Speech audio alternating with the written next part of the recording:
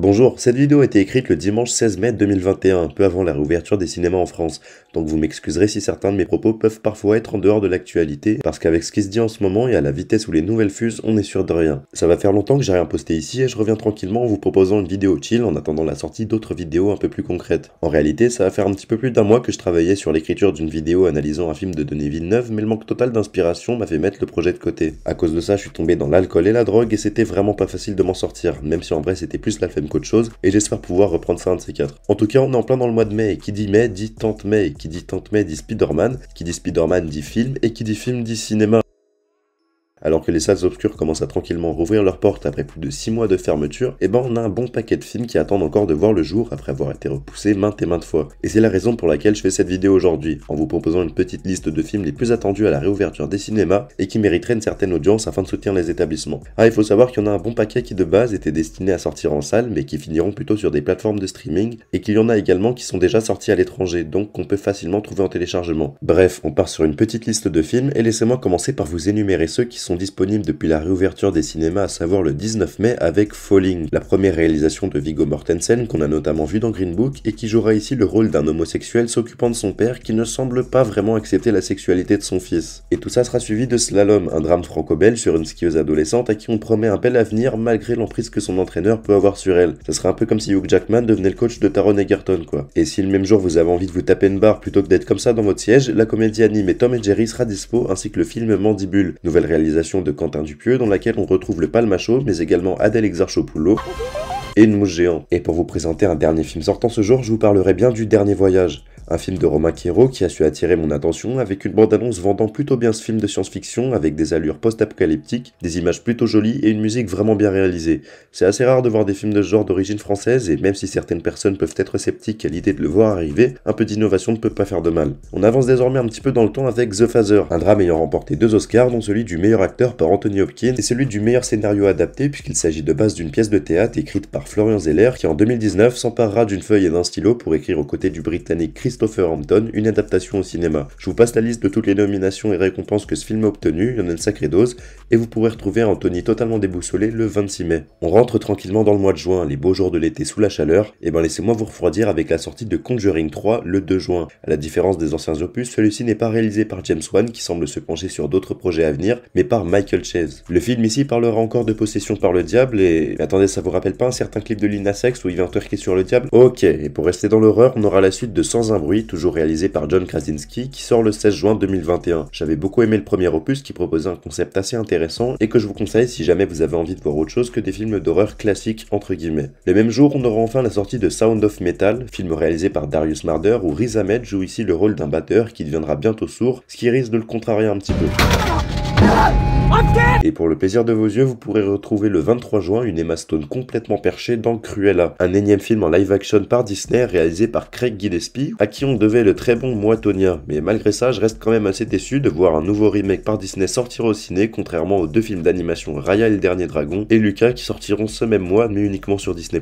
Et en parlant de Disney, continuons sur le mois d'après avec la sortie de Black Widow le 9 juillet, un film réalisé par Kate Shortland qui devait de base sortir il y a plus d'1 an et qui semble avoir majoritairement été oublié avec tous les autres projets teasés par Marvel récemment. Et vous pourrez retrouver le même jour une Virginie Efira déguisée en bonne sœur avec Benedetta, un drame inspiré du livre, lui-même inspiré de l'histoire vraie sur une catholique arrêtée et jugée pour être lesbienne. C'est réalisé par Paul Verhoeven qui est notamment responsable de Robocop, Total Recall ou encore Basic Instinct. On décale maintenant le jour de notre fête nationale du 14 juillet, et quoi de mieux pour fêter ça que la sortie de 2 films. Premièrement Space Jam une nouvelle ère réalisé par Malcolm D. Lee, et étant la suite du premier film sorti il y a maintenant 24 ans où l'on pourra retrouver un LeBron James piégé au cœur de l'univers de Warner Bros et qui fera la rencontre des Looney Tunes, et deuxièmement Fast and Furious 9 réalisé par Justin Lin, le retour des aventures de Dominic Toretto et sa clique qui s'affronteront ici contre John Cena. Au rendez-vous, vous pourrez avoir une bonne dose de testostérone avec des bagnoles, des explosions, des cascades, des flingues et franchement, vous trouvez pas que ça manque un peu d'épée tout ça? Ça tombe bien puisque le 21 juillet sortira enfin Kaamelott premier volet d'Alexandre Astier, un film prenant place juste après la série du même nom, et même si j'étais pas le plus grand des adeptes de cette dernière, je dois avouer qu'il fait quand même pas mal envie. Et cette sortie sera suivie de près par Hold, nouveau thriller de Shyamalan qui raconte ici l'histoire de plusieurs personnages coincés sur une plage et dont la vie partira un peu en couille. La bande-annonce promet un film énigmatique avec un casting intéressant, tout ça le 21 juillet également. Et pour citer le seul film d'ici sortant dans les prochains mois de cette année, vous pourrez retrouver les nouvelles aventures de la Suicide Squad le 28 juillet dans un film réalisé par James Gunn qui à première vue semble être un délire total et bien plus prometteur que le premier film. Sans transition, on décale sur le mois suivant avec deux sorties dès le 4 août. Premièrement, OSS 117 Alerte Rouge en Afrique Noire, troisième volet de cette saga avec Jean Dujardin et Pierre Ninet en tête d'affiche et Nicolas Bedos à la réalisation, et deuxièmement, le très repoussé Chaos Walking, un film de science-fiction adapté d'un roman réalisé par Doug Liman, où Daisy Ridley jouera le rôle de la seule et unique femme sur Terre et sera prise sous l'aile d'un Tom Holland qui semble toujours avoir son speeder sense. Et sans déconner, ce dernier aura vraiment joué dans un bon paquet de films cette année, malgré qu'Uncharted soit repoussé à l'an prochain. Et oui, je parle bien de l'adaptation en live action de cette licence par PlayStation. Et en parlant de jeux vidéo, on aura le 11 août la sortie de Free Guy, un film complètement what the fuck réalisé par Sean Levy où Ryan Reynolds interprétera le rôle d'un PNJ dans un jeu vidéo, à savoir un personnage non joueur qui prendra conscience du monde dans lequel il vit et en deviendra le héros.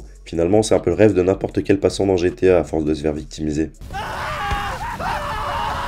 Et pour terminer sur ce mois, on aura le 27 août la sortie de Eiffel, un biopic réalisé par Martin Bourboulon sur l'histoire d'amour du constructeur de la tour parisienne joué par Romain Duris et de sa compagne jouée par Emma Mackey. Malheureusement, on quitte déjà l'été, mais pour fêter l'entrée dans ce mois de rentrée, Shang-Chi et la légende des 10 anneaux par Destin Daniel Cretton sortira le 3 septembre. Il s'agit d'un nouveau film du MCU où pour la première fois dans un film Marvel, le protagoniste principal sera d'origine asiatique. Ici, on suivra l'histoire du maître kung-fu Shang-Chi qui devra s'affronter contre le mandarin, un méchant iconique de cet univers, et non, je ne parle pas de cette parodie dans Iron Man 3. Repartons désormais sur du cinéma français avec la sortie de L'origine du monde le 15 septembre. Première réalisation de Laurent Lafitte adaptée d'une pièce de théâtre où il semble proposer une comédie française ayant l'air plutôt sympa par rapport à d'autres comédies assez lourdes. Et le même jour sortira également Boîte Noire, un drame de Yann Golzan, dans lequel Pierre Ninet jouera le rôle d'un technicien menant une enquête sur un mystérieux crash d'avion. Ouais, la bonne ambiance quoi. Et vous savez dans quel autre film on voit un crash? Venom. Ça tombe bien puisque sa suite intitulée Venom Let There Be Carnage sortira le 24 septembre. C'est réalisé par Andy Serkis et dans cette suite,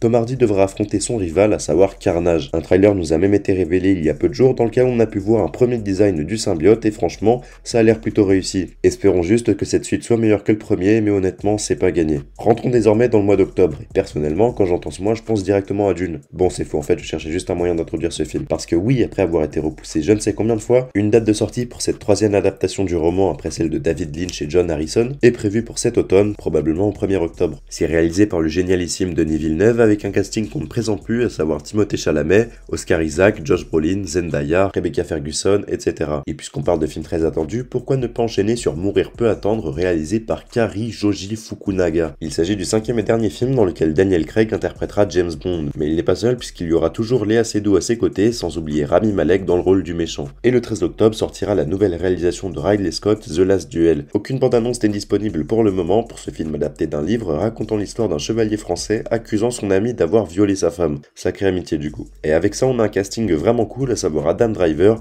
Ben Affleck ou encore Matt Damon. Et pour ce mois de novembre, Eternal sortira directement au 3e jour. Avant-dernier film du MCU de cette année réalisé par Chloé Zhao racontant l'histoire des Éternels, une race de célestes chelous existant depuis des années composée de Richard Madden, Angelina Jolie ou encore Salma Hayek. Et si vous trouvez que ça manque un petit peu de fantômes, ça tombe bien puisque le 10 novembre, SOS Fantôme l'héritage réalisé par Jason Reitman sortira enfin en salle après cette daube de reboot sortie en 2016. Le film fait directement suite au deuxième film et il semblerait que le vieux casting soit de retour avec Bill Murray et Dan Aykroyd. Et on termine sur ce mois avec la sortie de House of Gucci réalisé encore une fois par Ridley Scott le 24 novembre. Pas encore de bande-annonce non plus pour le moment pour ce film adapté du livre du même nom malgré une photo dévoilant Adam Driver et Lady Gaga dans le rôle de Maurizio Gucci et Patricia Reggiani. Mais ce n'est pas tout puisqu'on retrouvera également Jared Leto, Al Pacino et Jeremy Irons au casting. Et c'est à peu près tout pour ce qu'on a d'officiel et même s'il y a de grandes chances qu'il soit reporté, on devrait en décembre avoir la sortie de Matrix 4, The Kingsman ou encore Spider-Man No Way Home, dernier film du MCU pour cette année. Pour l'instant, c'est tout pour ma liste de films. Il y en a énormément que j'ai pas cités comme Les Tuches 4 ou Qu'est-ce qu'on a fait au bon Dieu. Non, je rigole, chacun son avis là-dessus, c'est assez facile de tirer sur ce genre de film. Mais disons que j'ai nommé ceux qui pour la plupart m'intéressaient. Dites-moi dans les commentaires ceux qui vous intéressent le plus, les ciné, les bars sont rouverts, c'est la fête. Faites attention à vous et moi je vous dis à très bientôt. Ciao tout le monde.